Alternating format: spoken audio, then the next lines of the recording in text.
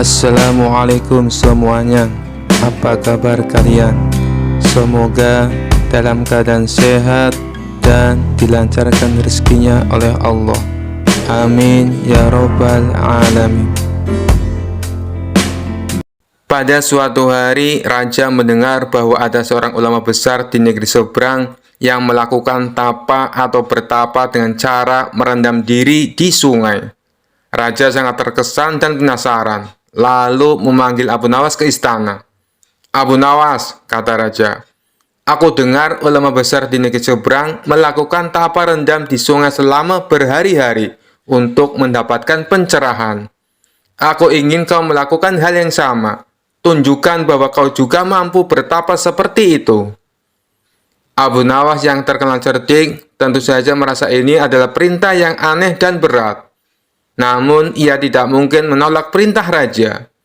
Ia berpikir sejenak, lalu tersenyum dan berkata, "Baik, tuanku. Hamba akan melaksanakan perintah tuanku dengan penuh dedikasi. Hamba akan melakukan tapa rendam di kali besok pagi." Keesokan harinya, Abu Nawas pergi ke sungai, ditemani oleh para pengawal raja yang ingin memastikan bahwa ia benar-benar melakukan tapa rendam. Namun seperti biasa, Abu Nawas sudah menyiapkan rencananya yang cerdik. Sampai di sungai, Abu Nawas mulai bersiap-siap. Ia mengambil sepotong tikar dan membawa makanan ringan serta minuman hangat. Pengawal yang melihat itu kebingungan dan bertanya, "Apa yang kau lakukan, Abu Nawas? Bukankah kau harus berendam di sungai?" Abu Nawas dengan tenang menjawab, "Tenang saja, aku tahu apa yang kulakukan." Lalu dengan gerakan dramatis, Abu Nawas menggulung celana hingga lutut, berjalan ke tepi sungai, dan duduk di atas batu yang berada tepat di tepi sungai. Air sungai hanya menyentuh sedikit kakinya, dan ia duduk santai di sana sambil meminum teh hangat dan makan cemilan. Pengawal pun terkejut. "Abu Nawas, ini bukan tapa rendam. Kau harus masuk ke dalam air, bukan duduk santai di tepi sungai." Abu Nawas tersenyum tenang dan menjawab, "Kalian tidak mengerti esensi dari tapa rendam. Yang penting adalah hatiku yang tenggelam dalam kedalaman makna, bukan tubuhku. Jika hati sudah meresapi air sungai, seluruh jiwa dan tubuhku sudah berendam di dalamnya." Pengawal pun bingung mendengar penjelasan aneh itu, tapi mereka tak bisa membantah logika licik Abu Nawas. Setelah beberapa jam duduk santai, Abu Nawas kemudian pulang ke istana dan melapor kepada raja, "Tuanku, hamba sudah melaksanakan tapa rendam seperti yang diperintahkan." Raja yang penasaran bertanya, "Bagaimana perasaanmu setelah bertapa, Abu Nawas?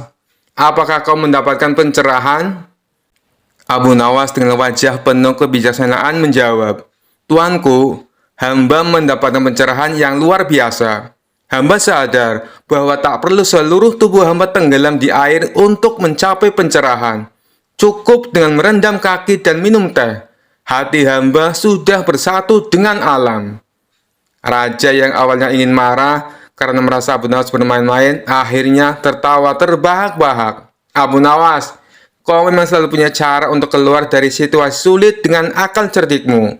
Baiklah, aku terhibur dengan caramu bertapa." Abu Nawas pun tersenyum lebar, senang karena sekali lagi ia berhasil menjalankan perintah raja dengan saran yang cerdik dan lucu. Semua orang di istana pun tertawa mendengar kisah Abu Nawas dan tapa rendamnya yang tidak biasa. Kisah selanjutnya. Alkisah, datanglah segerombolan prajurit dari istana atas perintah Raja Harun al-Rasyid untuk menangkap Abu Nawas di kediamannya. Abu Nawas dikabarkan telah menghilang cukup lama entah kemana. Tidak ada satupun yang tahu keberadaannya saat itu, termasuk istrinya sendiri.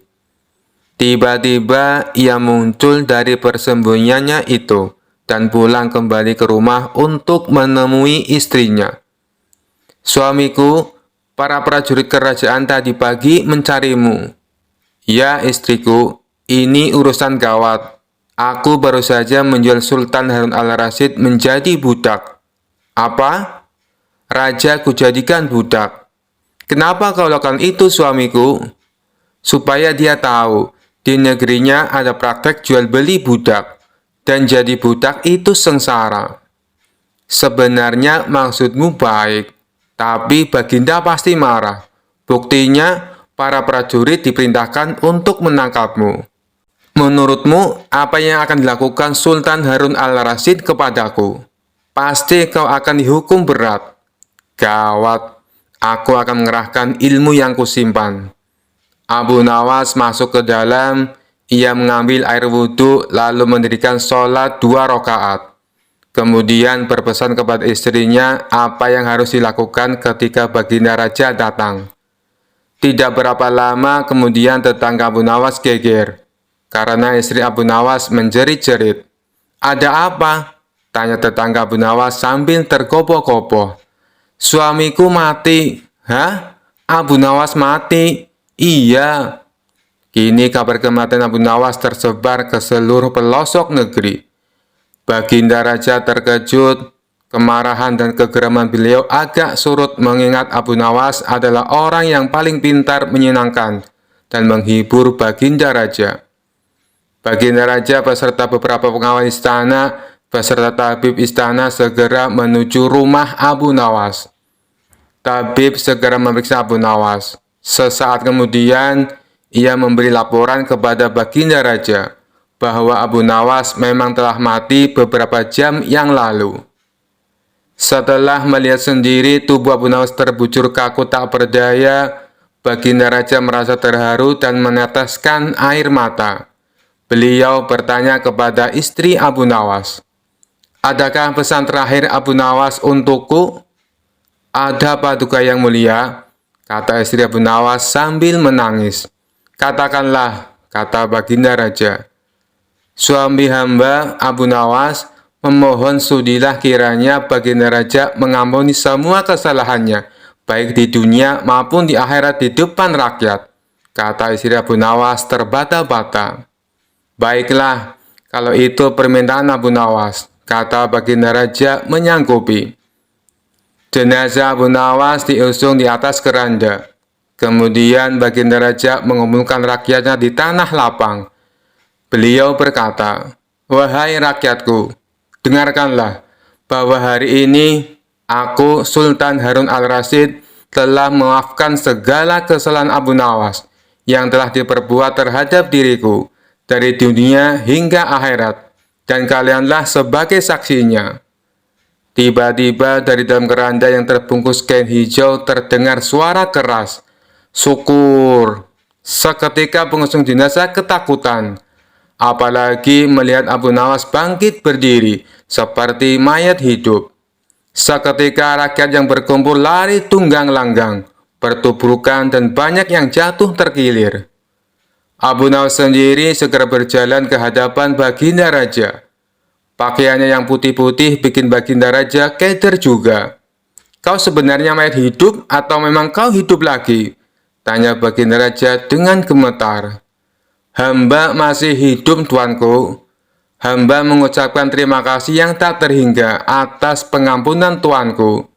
"Jadi kau masih hidup?" "Ya, Baginda, segar bugar. Buktinya, kini hamba merasa lapar dan ingin segera pulang." "Kurang ajar. Ilmu apa yang kau pakai, Abu Nawas?" "Ilmu dari Maha Guru Sufi, guru hamba yang sudah meninggal dunia. Ajarkan ilmu itu kepadaku." "Tidak mungkin, Baginda. Hanya guru hamba yang mampu melakukannya. Hamba tidak bisa mengajarkannya sendiri." "Dasar pelit!" Baginda Raja menggerutu kecewa.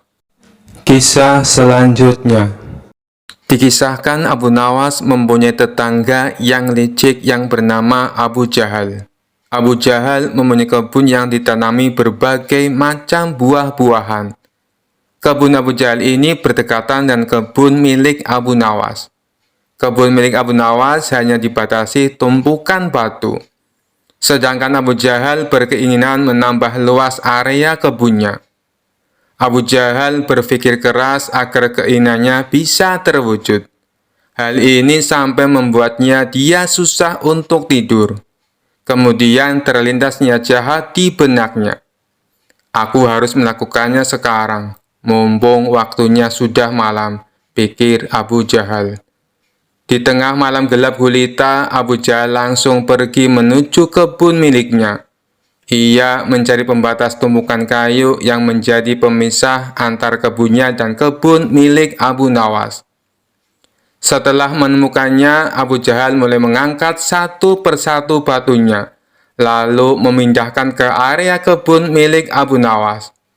Dengan begitu, luas kebun milik Abu Jahal menjadi bertambah luas. Setelah selesai, dia kembali pulang ke rumahnya dengan sembunyi-sembunyi. Dia senang dengan apa yang dilakukannya. Selama beberapa hari, Abu Nawas tidak menyadari dengan perbuatan Abu Jahal. Abu Nawas masih santai menanam buah-buahan di area yang telah dicuri Abu Jahal. Seiring berjalannya waktu, buah yang ditanami Abu Nawas kini berbuah. Buahnya besar-besar dan segar. Melihat hal itu, Abu Jahal merasa senang. Ia pun segera memanen tanaman buah tersebut. Berapa lama kemudian datanglah Abu Nawas. Dia sangat terkejut melihat Abu Jahal memanen tanaman buah miliknya. "Apa yang kamu lakukan?" tanya Abu Nawas heran. "Aku sedang memanen buah yang ada di kebunku," jawab Abu Jahal dengan sangat enteng. "Apa kau bilang? Ini masih area kebunku, Abu Jahal," balas Abu Nawas. "Hei Abu Nawas, kamu mengigo ya? Coba kau lihat batu pembatasnya," jawab Abu Jahal. Abu Nawas terdiam. Kenapa tumpukan batunya bisa pindah ya? Atau aku yang kurang teliti, pikirnya. "Tapi kan buah itu aku yang menanamnya, Abu Jahal," ucap Abu Nawas. "Itu sih salahmu sendiri. Kenapa menanam buah di area kebunku? Berarti ini adalah milikku," sahut Abu Jahal. "Kurang ajar, ini pasti ada yang tidak beres," kata Abu Nawas dalam hati. "Hei Abu Jahal, kamu pasti memindahkan tumpukan batu itu kan?" tanya Abu Nawas geram. "Jangan fitnah kamu, aku bisa mengadukannya kepada Tuan Hakim," balas Abu Jahal. "Ayo, kita selesaikan masalah ini di depan Tuan Hakim," timpal Abu Nawas. Mereka pun menghadap Tuan Hakim. Di hadapan Tuan Hakim, Abu Nawas dan Abu Jahal saling mengadukan masalahnya. "Jujur saja aku sangat bingung siapa di antara kalian yang benar. Tapi sepertinya aku lebih mempercayai Abu Jahal," kata Tuan Hakim. "Kenapa Tuan Hakim begitu mudah memutuskan hal ini? Anda kan hakim yang terkenal bijak. Harusnya lebih berhati-hati dalam memutuskan," balas Abu Nawas. "Sudahlah Abu Nawas, terima saja keputusan hakim. Toh area kebunmu masih juga luas," ucap Abu Jahal. "Enak saja kamu bicara, kamu telah mencuri lahanku. Kamu sengaja memindahkan tumpukan batu yang menjadi pembatas," bentak Abu Nawas. "Aku harap kalian berdua diam. Apa yang akan aku putuskan tidak bisa diganggu-gugat. Keputusanku adalah tanah yang kamu tanami buah adalah milik Abu Jahal," kata Tuan Hakim. Mendengar hal itu, Abu Jahal merasa sangat senang. "Terima kasih Tuan Hakim, Anda adalah hakim yang paling bijak yang pernah saya kenal," ucapnya. Sementara Abu Nawas hanya bisa pasrah menerima keputusan tersebut. "Asik, sekarang aku punya kebun yang lebih luas dari Abu Nawas," ungkap Abu Jahal dalam hati kegirangan. "Oh iya Abu Jahal, berapa luas kebunmu?" tanya Tuan Hakim. "Luasnya 1,5 hektar Tuan Hakim," jawab Abu Jahal. "Kalau kamu Abu Nawas, berapa luas kebunmu?" tanya Tuan Hakim kembali. "Sebenarnya luas kebunku 1,5 hektar, tapi karena setengahnya dicuri sama Abu Jahal, luasnya sekarang jadi tinggal 1 hektar, jawab Abu Nawas. "Kalian tahu tidak kenapa aku tanya luas kebun kalian? Karena kemarin aku dapat surat langsung dari Baginda Raja. Beliau memerintahkan kepadaku, barang siapa mempunyai kebun yang luasnya lebih dari 1 hektar, maka akan disita negara beserta isi-isinya. Dan bagi siapa saja yang menentang peraturan ini akan dihukum mati. Hal ini Baginda Raja terpaksa lakukan karena kondisi keuangan negara sedang krisis," jelas Tuan Hakim. Raut wajah Abu Jahal yang tadinya ceria mendadak berubah menjadi terkejut. Waduh, celaka. Aku akan kehilangan kebunku, pikir dia ketakutan. Maaf Tuan Hakim, sebenarnya luas kebunku hanya 1 hektar, tutur Abu Jahal. Tadi kamu bilang katanya luas kebunmu 1,5 hektar. Sekarang bilangnya 1 hektar. Kamu jangan main-main Abu Jahal, bentak Tuan Hakim. Aku berani bersumpah Tuan Hakim, kebunku memang luasnya hanya 1 hektar. Tumpukan batu yang jadi pembatas antara kebunku dan kebun milik Abu Nawas telah aku pindah dari tempatnya, ujar Abu Jahal. Oh, begitu. Jadi tanah yang ditanam buah oleh Abu Nawas sebenarnya masih area kebun dia, tanya Tuan Hakim memastikan. Benar Tuan Hakim, jawab Abu Jahal. Bagaimana denganmu Abu Nawas? Apakah benar luas kebunmu 1,5 hektar? Tanya Tuan Hakim kepada Abu Nawas. Benar Tuan Hakim, jawab Abu Nawas pasrah. Nah, kalau begini kan jelas siapa yang sebenarnya berbohong. Pengawal, tangkap Abu Jahal dan masukkan ke penjara karena telah mencuri kebun milik Abu Nawas. Perintah Tuan Hakim. Tapi Tuan Hakim, kebunku tidak disitakan? Tanya Abu Jahal khawatir. Tidak ada yang namanya penyitaan, itu hanya trik saja, supaya bisa menyelesaikan perkara kalian berdua dengan adil, balas Tuan Hakim. Mendengar hal itu, Abu Jahal langsung terkulai lemas, sementara Abu Nawas tersenyum bahagia karena bisa mendapatkan kembali luas kebunnya. Kisah selanjutnya. Suatu hari, Raja kembali memanggil Abu Nawas ke istana untuk memberi perintah aneh lagi. Raja yang terkenal suka menguji kecerdikan Abu Nawas tersenyum licik dan berkata, Abu Nawas, kali ini aku punya tugas sangat penting untukmu. Abu Nawas sudah mencium gelagat tak biasa, menjawab dengan hati-hati. Apa tugasnya, tuanku? Raja dengan suara lantang berkata, Aku ingin kau pergi dan mencari ujung bumi. Bawa aku laporan tentang apa yang ada di sana. Jangan kembali sampai kau menemukannya. Abu Nawas yang tahu bahwa perintah ini jelas-jelas mustahil, pura-pura terkejut. Tapi seperti biasa, ia segera berpikir cepat. Dengan wajah serius, Abu Nawas menjawab, Baik, tuanku. Hamba akan mencari ujung bumi. Tapi hamba butuh beberapa persiapan. Raja mengangkat alis penasaran. Apa yang kau butuhkan kali ini, Abu Nawas? Abu Nawas dengan tenang menjawab. Karena perjalanan ini sangat jauh dan berbahaya, hamba butuh bekal yang cukup besar. Sekitar 100 unta penuh dengan makanan, minuman, dan persediaan lainnya. Selain itu, hamba juga butuh pasukan kecil untuk melindungi hamba dari bahaya selama perjalanan. Raja berpikir sejenak lalu setuju. Baiklah, aku akan memberikan semua yang kau minta. Tapi ingat, jangan kembali sebelum kau menemukan ujung bumi. Abu Nawas tersenyum dan berjanji akan melakukan tugasnya dengan baik. Lalu ia segera memulai perjalanannya dengan 100 unta penuh bekal dan pasukan kecil yang menyertainya. Selama beberapa minggu, Abu Nawas dan rombongannya berkeliling kota, berpura-pura sedang dalam perjalanan jauh. Setiap hari, ia dan pasukannya beristirahat, makan enak, dan menikmati hidup. Sementara orang-orang di kota berpikir Abu Nawas sedang melakukan perjalanan untuk mencari ujung bumi. Setelah beberapa waktu, Abu Nawas merasa cukup. Ia lalu memerintahkan pasukannya untuk kembali ke istana. Saat tiba di depan raja, Abu Nawas melaporkan dengan penuh kepercayaan diri. Tuanku, hamba telah pergi mencari ujung bumi, dan hamba punya kabar penting. Raja yang sangat penasaran bertanya, Apa yang kau temukan Abu Nawas? Apakah kau menemukan ujung bumi? Abu Nawas mengangguk serius dan menjawab, Benar tuanku. Hamba telah menemukannya. Ternyata ujung bumi itu adalah tempat di mana langit dan bumi bertemu, tepat di pintu gerbang istana ini. Raja tercengang mendengar jawaban itu. Apa maksudmu Abu Nawas? Dengan cerdik Abu Nawas menjelaskan.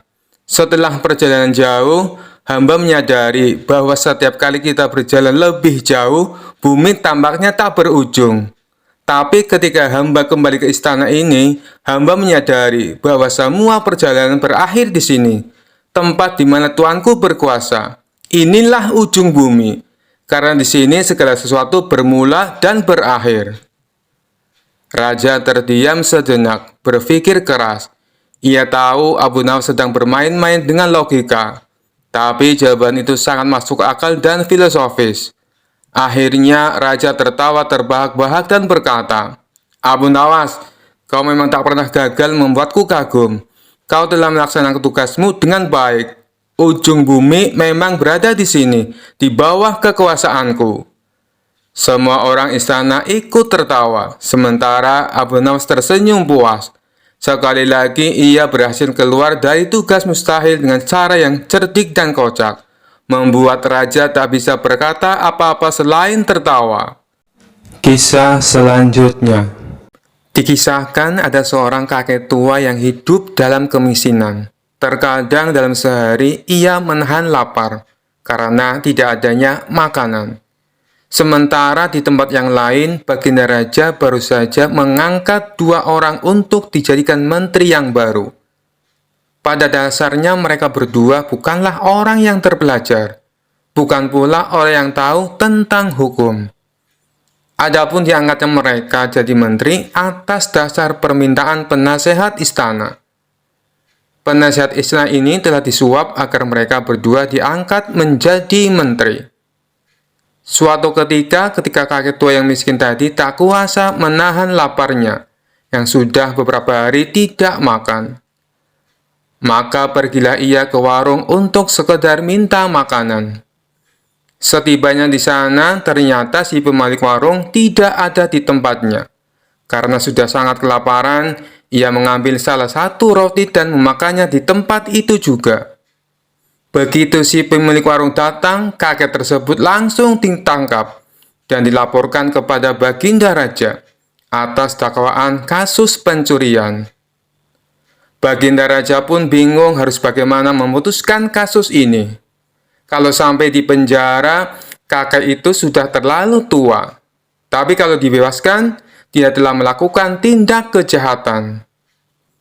Kemudian kedua menteri yang baru diangkat dimintai pendapatnya. "Bagaimana menurut kalian?" tanya baginda raja. Menteri pertama menjawab, "Walaupun dia kakek yang sudah tua, dia harus tetap dihukum. Paduka harus tegas, dan menurutku, hukuman yang pantas adalah panggang dia hidup-hidup. Sebagai contoh kepada masyarakat supaya jangan ada lagi yang berani mencuri." Baginda raja agak kurang sependapat. Ia pun kemudian bertanya kepada menteri yang kedua, "Kalau menurutmu, hukuman apa yang pantas untuk kakek tua itu?" Menteri kedua menjawab, "Dicincang-cincang saja tubuhnya, biar jadi pelajaran, dan kasus pencurian pasti tidak akan terulang." Usulan menteri kedua ini juga membuat baginda raja kurang sependapat. Tak berselang lama, datanglah Abu Nawas ke istana. "Kebetulan sekali kau datang, Abu Nawas. Aku ingin dengar pendapatmu tentang kasus yang aku hadapi ini," kata baginda raja. Kemudian baginda raja memberitahu tentang kasus yang dihadapi kakek tua itu. Baginda raja juga memberitahu tentang pendapat kedua menterinya yang baru. Sontak saja Abu Nawas geram mendengarnya. Ia pun menatap tajam ke arah 2 menteri tersebut. "Ketahuilah Paduka, kedua menteri ini bukanlah orang yang terpelajar. Mereka juga tidak tahu soal hukum. Menteri pertama pasti dulunya penjual roti. Yang dia tahu cuma panggang-memanggang, makanya ia menyarankan hukuman panggang. Sedangkan menteri yang kedua pasti dulunya penjual daging. Yang dia tahu cuma cincang-mencincang, makanya ia menyarankan hukuman cincang," jelas Abu Nawas. "Lalu, menurutmu hukuman apa yang pantas untuk kakek tua itu?" tanya baginda raja. "Cukupi kebutuhan hidupnya. Keadaan miskinnya lah yang memaksanya melakukan tindakan ini. Paduka juga harus bertanggung jawab karena ada rakyatnya yang sampai tidak makan berhari-hari, jawab Abu Nawas. Baginda Raja pun tersentak dan menyadari atas kesalahannya. Berkat usulan Abu Nawas, kakek tua itu dibebaskan dan dijamin kebutuhan hidupnya. Sementara kedua menteri yang baru tersebut saat itu juga dipecat dari jabatannya. Kisah selanjutnya. Suatu sore, Abu Nawas sedang duduk santai di depan rumahnya sambil menikmati teh hangat. Tiba-tiba seorang cendekiawan yang sombong datang mendekatinya. Cendekiawan ini terkenal suka mempertanyakan segala sesuatu dengan cara yang aneh. Cendekiawan berkata, "Abu Nawas, aku ingin tahu pandanganmu. Katanya engkau orang yang cerdas. Jadi aku ingin menanyakan satu hal padamu." Abu Nawas yang sudah merasa ada yang aneh dari nada bicara si cendekiawan tersenyum dan menanggapinya dengan tenang. "Oh, tentu. Apa pertanyaannya?" tantang Abu Nawas. "Untuk apa sebenarnya surga dan neraka itu ada? Jika Tuhan Maha Baik, mengapa Dia tidak mengampuni saja semua orang dan membiarkan semuanya masuk surga? Apa gunanya neraka itu?" ujar cendekiawan. Abu Nawas berpikir sejenak, lalu menatap cendekiawan itu dengan tatapan penuh teka-teki. Dia tersenyum licik, seakan sudah tahu bagaimana harus menjawab. "Pertanyaan yang menarik. Tapi sebelum aku menjawabnya, biarkan aku menanyakan sesuatu padamu," pinta Abu Nawas. Cendekiawan itu sedikit terkejut. "Apa yang ingin kau tanyakan, Abu Nawas?" Abu Nawas menjawab, "Bayangkan, engkau punya rumah yang indah. Di rumah itu ada taman yang cantik, makanan enak, dan segala yang kau butuhkan untuk hidup bahagia. Sekarang, apakah engkau akan membiarkan orang asing, pencuri, dan penjahat masuk begitu saja di rumahmu, bahkan tanpa izin?" Cendekiawan terperanjat merasa bingung. "Tentu saja tidak. Aku tidak akan membiarkan mereka masuk ke rumahku." Abu Nawas tersenyum lebih lebar. "Nah, surga itu ibarat rumah Tuhan yang indah. Apakah kau pikir Tuhan akan membiarkan siapa saja masuk, bahkan orang yang tidak patuh dan berbuat jahat? Kalau begitu, untuk apa ada aturan kalau semua orang bisa masuk?" Cendekiawan mulai terdiam, tapi masih ingin mencoba menantang.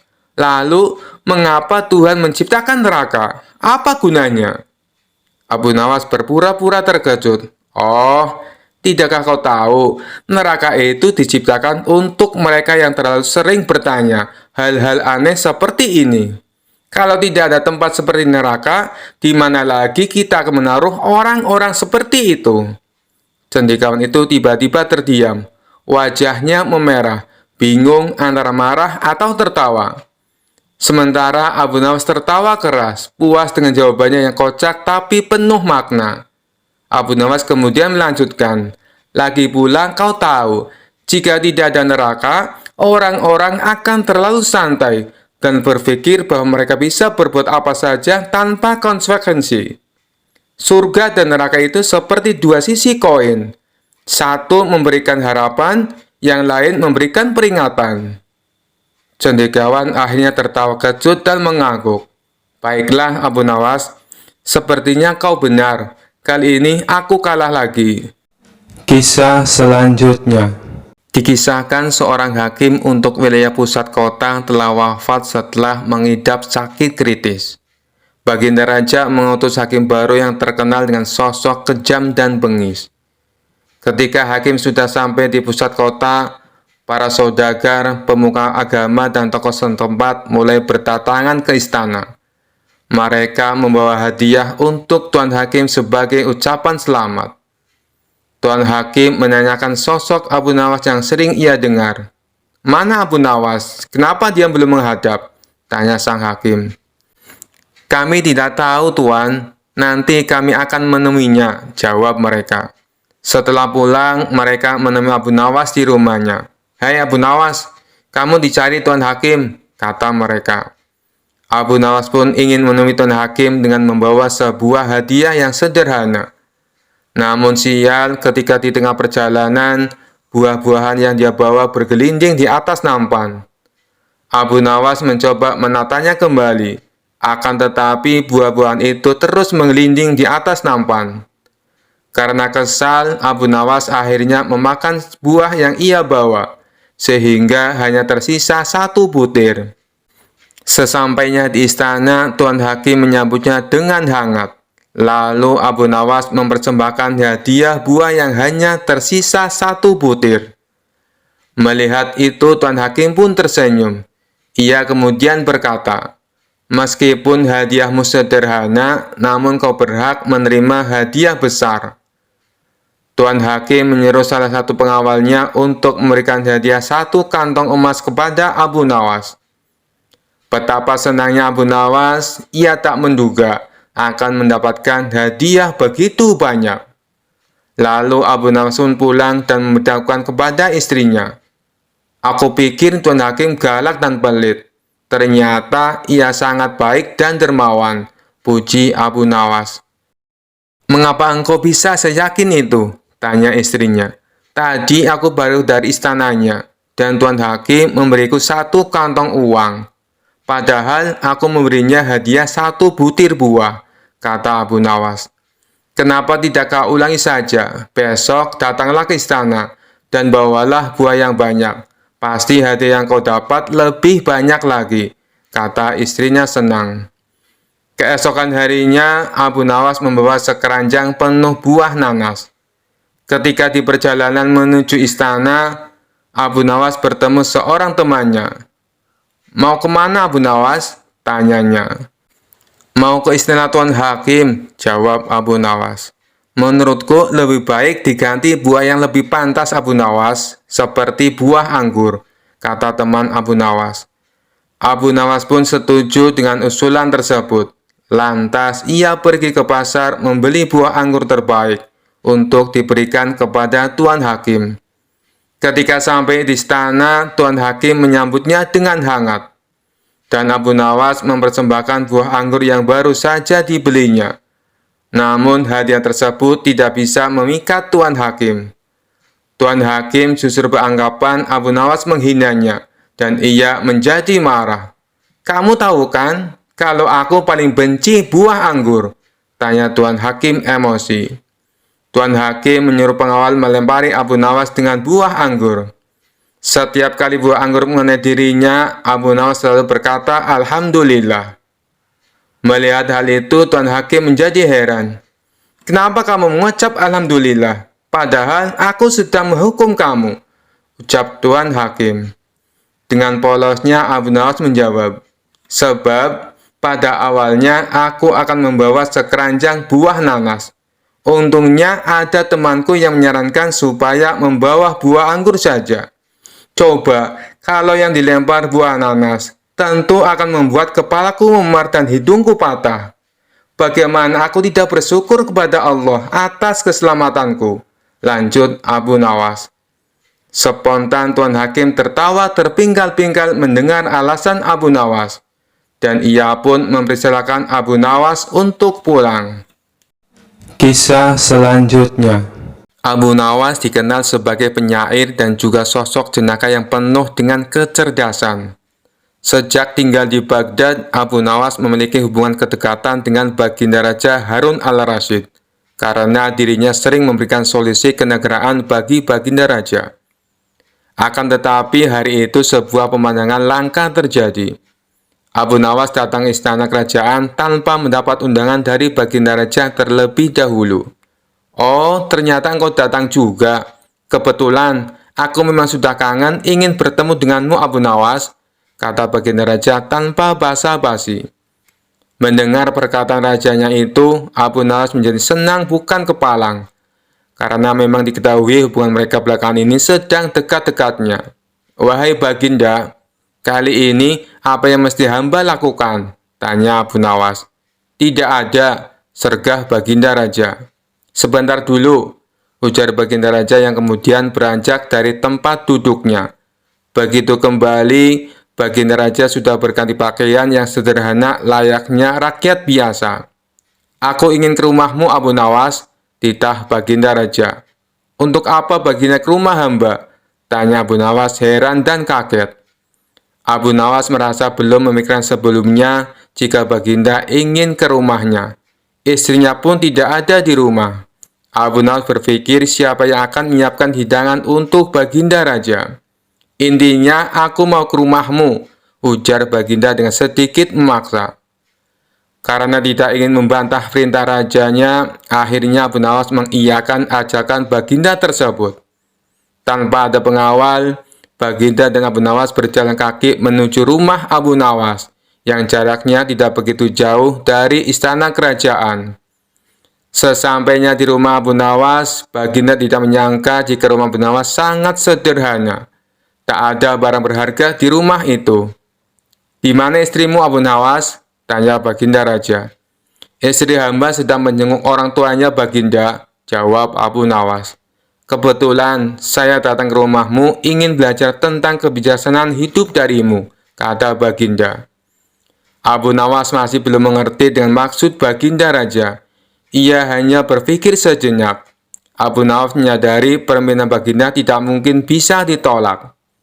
Setelah berpikir, akhirnya ia mengerti bahwa kebijaksanaan yang dapat dipelajari dengan praktek. Baginda juga tidak keberatan menemani Abu Nawas dan melihat perilakunya. Dengan demikian, malam itu Baginda tidak kembali ke istana. Baginda berencana menginap di rumah Abu Nawas. Abu Nawas lalu menggosok-gosok sebuah kayu membuat api. Api kecil itu ditiup-tiupnya hingga menyala. "Mengapa api itu engkau tiup, Abu Nawas?" tanya Baginda Raja penasaran. "Agar panas dan lebih besar apinya, Baginda," jawab Abu Nawas. Setelah api itu membesar, Abu Nawas kemudian memasak sop. Setelah sop itu matang, Abu Nawas menuangkannya ke dalam 2 mangkok. Ia mengambil mangkoknya dan meniup sop tersebut. "Lalu, mengapa sop itu engkau tiup, Abu Nawas?" tanya Baginda Raja lagi. "Agar lebih dingin dan enak dimakan, Baginda," jawab Abu Nawas. "Aku rasa aku tidak jadi belajar darimu," katus Baginda Raja mengagetkan Abu Nawas. "Engkau tidak bisa konsisten dengan pengetahuanmu," lanjut Baginda Raja diiringi senyum kecut dari Abu Nawas. Akhirnya Baginda Raja tidak jadi menginap di rumah Abu Nawas. Malam itu Baginda Raja memutuskan untuk pulang ke istana diantar Abu Nawas. Di tengah perjalanan keduanya bicara tentang berbagai hal. "Ngomong-ngomong, berapa umurmu, Abu Nawas?" tanya Baginda Raja. "40 tahun, Baginda," jawab Abu Nawas. "Loh, perasaan beberapa tahun yang lalu engkau menyebut angka yang sama," tanya Baginda Raja kembali. "Hamba konsisten, Baginda," jawab Abu Nawas dengan sedikit tersenyum. Karena jawaban tersebut, Baginda akhirnya mengakui bahwa Abu Nawas memiliki kecerdasan. Begitu juga akhirnya Baginda sadar telah belajar hidup bijaksana kepada Abu Nawas. Kisah selanjutnya. Dikisahkan suatu malam, Baginda Raja Harun al-Rasyid bermimpi dalam tidurnya bertemu seorang lelaki tua. Lelaki itu berpesan kepada Baginda Raja, jika negeri yang dipimpinnya akan dilanda musibah hebat. Oleh karena itu, agar dapat menghindari bencana tersebut, ia harus mengusir seorang penduduk negerinya yang bernama Abu Nawas. Keesokan harinya setelah terbangun, Baginda Raja mulai gelisah. Sang Raja galau karena teringat mimpi yang dialaminya semalam. Raja kemudian memerintahkan kepada pesuruhnya untuk menghadirkan Abu Nawas ke istana. Abu Nawas pun akhirnya berada di istana. Baginda Raja kemudian berkata kepada Abu Nawas, "Hai Abu Nawas, semalam aku bermimpi. Mimpi tersebut sangat aneh. Dan aku merasakan jika mimpi itu adalah suatu pertanda buruk bagi negeriku. Dalam mimpiku, aku bertemu seorang laki-laki tua yang memakai pakaian serba putih. Ia mengatakan kepadaku, jika negeri ini akan ditimpa bencana yang sangat besar. Agar musibah itu tidak terjadi, ia berpesan agar aku mengusir seorang rakyatku dari negeri ini yang bernama Abu Nawas. Lelaki tua itu juga mengatakan, jika Abu Nawas itu ingin kembali, maka hendaklah dia tidak berpijak di atas bumi, atau menghindari tunggangan apapun. Tapi jika ia tidak bisa melakukan seperti itu, maka ia tidak boleh lagi kembali ke negeri ini. Karena mimpi itu, maka aku yakin ada sebuah kesialan atas dirimu. Sehingga aku memutuskan untuk mengusirmu dari negeri ini, kata Baginda Raja. Setelah mendengar perintah Baginda Raja atas pengusiran dirinya, perasaan Abu Nawas berkecamuk dan galau. Abu Nawas kemudian meninggalkan istana dan kembali ke rumah. Ia menceritakan kepada istrinya tentang apa yang telah dititahkan Raja kepadanya. Istrinya pun merasa sangat sedih mendengar cerita Abu Nawas. Abu Nawas kemudian langsung pergi meninggalkan keluarganya dengan membawa bekal seadanya. Ketika dalam perjalanan, ia terus memohon kepada Allah agar diberi petunjuk. Abu Nawas terus memutar otaknya agar dapat keluar dari masalah itu. Abu Nawas terus berjalan tanpa tujuan hingga sampai di sebuah negeri. Selama beberapa hari di negeri itu, ia terus berpikir bagaimana cara ia kembali ke negeri Baghdad tanpa melanggar apa yang dipesankan raja kepadanya, yaitu tidak boleh menginjak bumi dan tidak boleh mengendari tunggangan apapun. Bukan Abu Nawas namanya jika ia memiliki keputusasaan dan kebuntuan dalam berpikir. Abu Nawas tidak berputus asa atas segala masalah yang telah menimpanya, meskipun alasannya membuat ia diusir sama sekali tidak masuk akal. Ia menerimanya dengan ikhlas, selalu berdoa kepada Allah dan berpikir untuk bisa keluar dari setiap masalah yang menimpanya. Singkat cerita, pada suatu hari ia merasakan rindu yang begitu berat kepada keluarganya. Sayangnya, ia belum menemukan cara untuk kembali. Hingga pada suatu hari, tiba-tiba dia menemukan sebuah cara yang sangat masuk akal dan tidak membuatnya melanggar perintah sang raja. Setelah ia menemukan cara tersebut, Abu Nawas segera mempersiapkan segala sesuatu dan bersiap untuk kembali ke kampung halamannya di Baghdad. Akhirnya, kabar kembalinya Abu Nawas mulai viral dan tersebar hingga ke telinga Baginda Raja. Kepulangan Abu Nawas disambut gembira oleh beberapa warga karena kecintaan mereka kepada Abu Nawas. Baginda Raja pun ikut senang, akan tetapi kali ini dalam suasana yang berbeda. Jika rakyat merasa senang karena mereka menyukai Abu Nawas, Baginda Raja senang karena kali ini ia dapat leluasa memberi hukuman kepada Abu Nawas.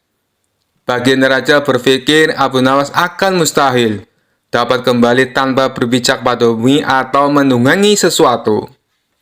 Hingga akhirnya tibalah Abu Nawas di istana dan menghadap Baginda Raja. Kehadirannya di istana membuat Baginda Raja dibuat kaget lantaran melihat Abu Nawas bergelantungan mengikat dirinya di bawah seekor keledai.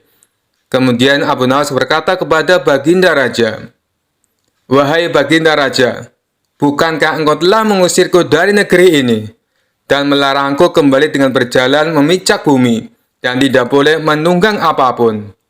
Oleh sebab itu, aku telah kembali dengan tidak memijak pada bumi dan tidak pula menunggang apapun, kecuali aku bergelantungan di bawah perut keledai." Melihat kedatangan Abu Nawas dan alasan yang diberikannya membuat Baginda Raja merasa masuk akal dan sangat memuaskan. Akhirnya Abu Nawas bisa kembali ke rumah bersama keluarganya tanpa mendapat hukuman dari Baginda Raja. Kisah selanjutnya. Dikisahkan ada 3 orang yang cukup terkenal cerdik dan pandai berkeliling negeri untuk menantang adu pintar dengan siapapun. Pada hari yang ketiga, orang itu memasuki kampung Abu Nawas. Penduduk sepakat untuk menghadapi ketiga orang itu, maka mereka sodorkan si cerdik Abu Nawas. "Saya yakin Abu Nawas bisa mengatasi 3 orang itu," ujar salah seorang penduduk. Singkat cerita, Abu Nawas akhirnya setuju menghadapi orang itu. Adu kepintaran antara Abu Nawas dan ketiga orang itu diadakan di tengah lapangan, sehingga masyarakat bisa menonton. Setelah waktu yang ditentukan tiba, maka berkumpullah para penduduk setempat. Abu Nawas tampak santai, acara pun segera dimulai. Masing-masing kontestan memperkenalkan diri masing-masing. Sebagai penghormatan, juri mempersilahkan 3 orang itu untuk bertanya kepada Abu Nawas. Ketiga orang itu sangat senang mendapat kesempatan bertanya lebih dulu. Maka dengan congkaknya orang pertama bertanya kepada Abu Nawas, "Di mana sebenarnya pusat bumi ini, wahai Abu Nawas yang tolol?" Abu Nawas tersenyum simpul, dibilang tolol. Secerdik ini menjawab, "Itu sih gampang." "Kalau begitu di mana?" desak orang itu. "Tepat di bawah telapak kaki saya, saudari yang budiman," ujar Abu Nawas dengan senyum mengembang sembari merapalkan kakinya dan sedikit membungkuk. Jawaban Abu Nawas itu membuat orang kedua tidak terima. Ia langsung berkata dengan keras, "Bagaimana saudara bisa membuktikan hal itu? Jika kalian tidak percaya atas jawabanku, ukur saja sendiri," jawab Abu Nawas enteng. Tampaknya jawaban itu telah membuat orang pertama tertegun dan hanya biasa diam saja. Untuk itulah tiba giliran orang kedua mengajukan pertanyaan kepada Abu Nawas. "Berapa banyak jumlah bintang di langit?" Pernyataan yang nyaris sama dan sudah pasti dijawab oleh Abu Nawas dengan mudah. "Bintang-bintang yang ada di langit itu jumlah sama dengan rambut yang tumbuh di keledaiku ini," ujar Abu Nawas sembari menuding keledainya yang sedang merumput. "Bagaimana saudara bisa membuktikan hal itu?"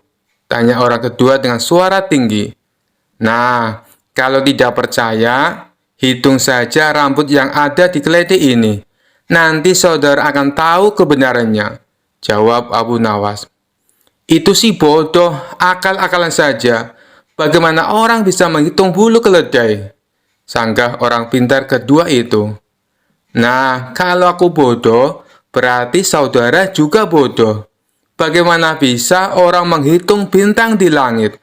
ujar Abu Nawas tak mau kalah. Mendengar jawaban itu, si orang kedua pun langsung mengunci mulutnya. Sekarang tampillah orang yang ketiga. Orang ini konon paling cerdas di antara yang lain. Ia memang agak terganggu oleh kecerdikan Abu Nawas dan dengan ketus ia bertanya, "Tampaknya saudara tahu banyak mengenai keledai. Coba saudara katakan padaku, berapa jumlah bulu yang ada di ekor keledai itu?" Sebuah pernyataan yang tidak kreatif, nyaris mirip orang pertama dan kedua. Ini tentu saja membuat Abu Nawas tertawa mengejek. "Aku tahu jumlahnya. Jumlah bulu yang ada di ekor keledai ini sama dengan jumlah rambut yang ada di janggut saudara," jawab Abu Nawas dengan senyum-senyum. "Bagaimana saudara bisa membuktikan hal itu?" tanya orang ketiga penasaran. "Oh, itu mudah saja. Begini saudara. Saudara mencabut sehelai bulu dari ekor keledaiku. Kemudian, saya akan mencabut sehelai rambut dari janggut saudara.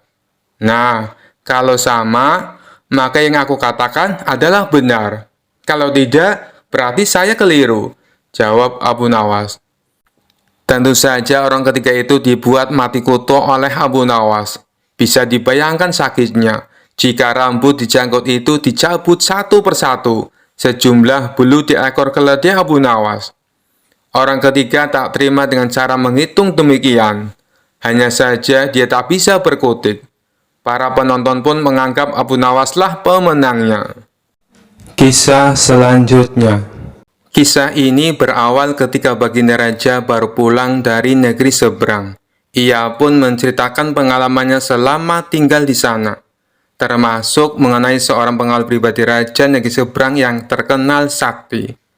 Si pengawal tersebut bisa muncul tiba-tiba tanpa diketahui dari mana ia datang. Mendengar cerita Baginda Raja, sang menteri pun merasa takjub. "Maksud Paduka, pengawal itu bisa muncul tiba-tiba?" tanya sang menteri merasa heran. "Benar wahai menteriku, saat itu saya sedang duduk dengan raja negeri seberang. Tapi di samping kanan kirinya tak ada seorang pun pengawal.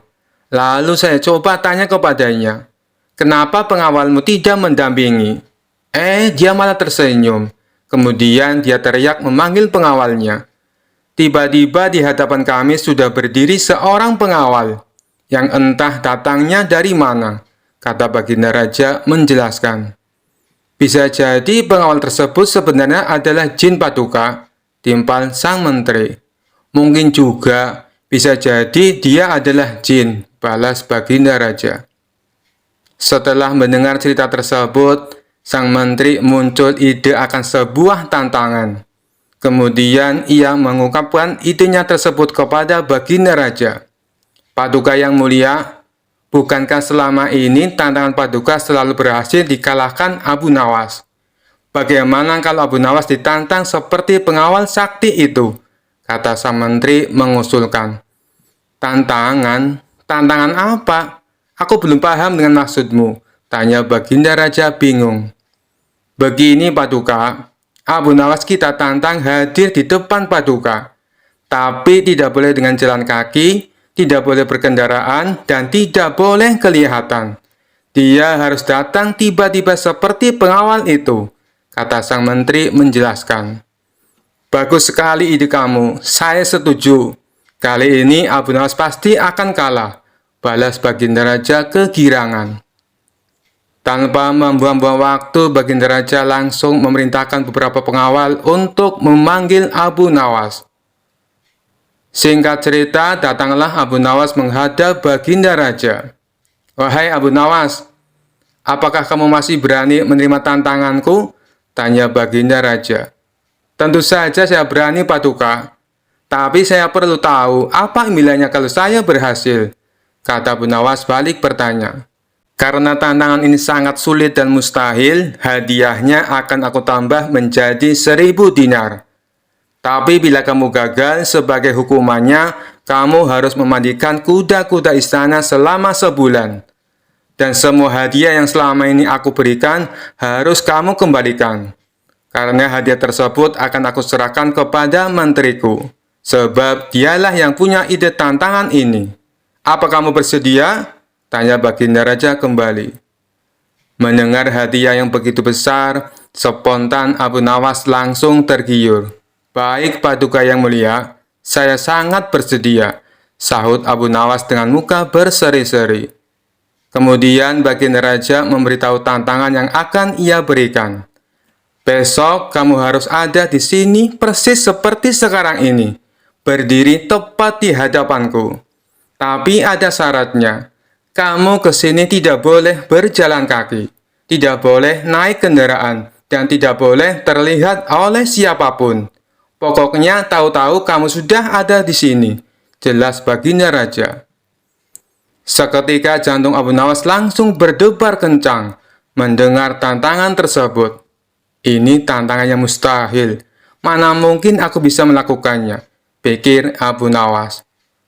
Di tengah kebingungan Abu Nawas, baginda raja kembali berkata, kalau kamu membatalkan tantangan ini, itu saja kamu mengaku kalah. Dan itu berarti kamu harus menjalani hukuman dan menyerahkan semua hadiahmu kepada menteriku.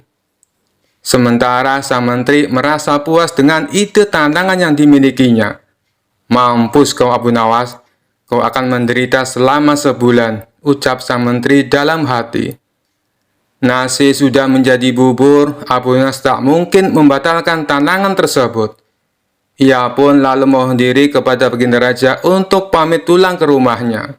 Setibanya di rumah, Abu Nawas duduk di teras rumah sambil memutar otaknya. Ia terus memikirkan cara agar terlepas dari hukuman. Namun sampai waktu menjelang sore, ia tak juga menemukan solusinya. Hampir saja Abu Nawas dibuat stres karena akal cerdiknya menemukan jalan buntu. Saat ia tengah termenung, salah seorang tetangganya lewat di depan rumah Abu Nawas dengan memanggul karung yang besar. Iseng-iseng Abu Nawas bertanya kepadanya, "Wahai kawan, apa yang kau bawa itu?" Tetangganya menjawab, "Kambing Abu Nawas." "Kambing? Kenapa tidak dituntun saja? Itu akan meringankan pekerjaanmu," kata Abu Nawas menyarankan. "Saya sengaja Abu Nawas, biar orang-orang tidak tahu," balas tetangganya. Dari situlah akhirnya Abu Nawas menemukan solusi atas tantangan baginda raja.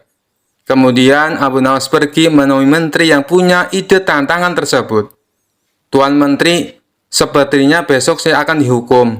Tapi bolehkah saya minta tolong? Pinta Abu Nawas. Minta tolong apa? Tanya sang menteri. Besok ambillah karung yang ada di rumahku dan bawalah ke hadapan Baginda Raja, ucap Abu Nawas. Apa isi karung itu? Tanya sang menteri kembali. Isinya semua hadiah dari Baginda Raja. Selama ini aku kumpulkan di dalam karung tersebut. Bukankah nantinya juga akan jadi milikmu? Ujar Abu Nawas. Oh, baiklah Abu Nawas, saya siap, balas sang menteri. Esok paginya sang menteri menuju rumah Abu Nawas. Sesampainya di sana, ia hanya menjumpai istrinya. Mana Abu Nawas? Tanya sang menteri. Abu Nawas sudah berangkat ke istana, jawab istri Abu Nawas. Kemudian istri Abu Nawas menunjukkan karung yang akan dibawa oleh Tuan Menteri. Dengan hati gembira, sang menteri memanggulkan tersebut sampai ke istana. Meskipun terik matahari sangat panas tak membuat sang menteri merasa letih, karena rasa letihnya terobati dengan hadiah yang akan ia dapatkan. Setelah sang menteri tiba di istana, ia pun segera menghadap Baginda Raja. Apa yang kau bawa itu? Dan mana Abu Nawas? Tanya Baginda Raja. Bukannya Abu Nawas sudah ke sini? Kata istrinya, ia sudah berangkat dari pagi Paduka. Dan karung ini adalah semua hadiah yang Abu Nawas kumpulkan. Jawab sang menteri. Mana? Sampai saat ini Abu Nawas belum kelihatan. Ya, sudahlah, kita tunggu saja. Sekarang, buka ikatan tali karung itu. Aku ingin melihat isinya. Sang menteri pun langsung membuka ikatan tali karung tersebut. Ketika karung itu terbuka, tiba-tiba muncul Abu Nawas dari dalam karung. Hamba sudah di sini, Paduka, seperti yang Paduka inginkan. Tidak berjalan kaki, tidak berkendaraan, dan tidak diketahui oleh siapapun, ucap Abu Nawas. Sontak Baginda Raja dan sang menteri terkejut dibuatnya. Baginda Raja pun langsung tertawa terpinggal-pinggal dengan tingkah Abu Nawas ini. Kamu memang cerdik Abu Nawas, puji Baginda Raja sambil terus tertawa. Sementara sang menteri yang punya ide tantangan ini malah mendapatkan sial. Ia bukan hanya gagal mendapatkan hadiah, tapi tanpa ia sadari, ia malah membantu Abu Nawas dalam menjalankan tantangannya. Kisah selanjutnya. Suatu hari, Abu Nawas sedang berjalan di pasar ketika seorang sufi terkenal mendekatinya. Sang sufi ini terkenal suka berdebat dan menguji pengetahuan orang lain. Ia menantang Abu Nawas dengan sebuah pertanyaan yang mendalam. Sang sufi berkata, "Hai Abu Nawas, kalau engkau memang orang yang cerdas, coba jawab pertanyaanku ini. Apakah benar Tuhan itu ada? Bagaimana engkau bisa membuktikan bahwa Dia benar-benar ada?" Abu Nawas tersenyum santai. Ia tahu bahwa sang sufi ini gemar mempermainkan orang dengan pertanyaan-pertanyaan yang rumit. Pertanyaan mudah sekali. Tapi sebelum aku menjawabnya, aku punya satu permintaan, pinta Abu Nawas. Apa itu? Kata sang sufi. Tolong pinjamkan aku sedikit otakmu, ujar Abu Nawas. Sang sufi terkejut dan kebingungan. Apa maksudmu? Bagaimana mungkin aku bisa meminjamkan otakku? Abu Nawas mengangkat alisnya. Nah, bagaimana mungkin engkau meminta aku membuktikan Tuhan? Sementara engkau bahkan tidak bisa meminjamkan otakmu sendiri. Jika hal sederhana seperti itu saja tidak bisa kau lakukan, mengapa kau meragukan hal besar seperti keberadaan Tuhan? Sang sufi terdiam. Abu Nawas melanjutkan dengan senyum liciknya. Lihatlah langit yang luas, bintang-bintang yang tak terhitung jumlahnya, dan bumi yang kita injak. Semua itu adalah bukti keberadaan Tuhan. Bahkan nafasmu sekarang, bukankah itu juga bukti yang nyata? Sang sufi mencoba bertahan dengan logikanya yang keras. Tetapi Abu Nawas melanjutkan lagi. Dan jika kau masih belum percaya, pergilah ke laut.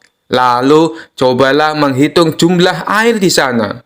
Jika kau berhasil, mungkin saat itu baru aku akan percaya bahwa Tuhan tidak ada.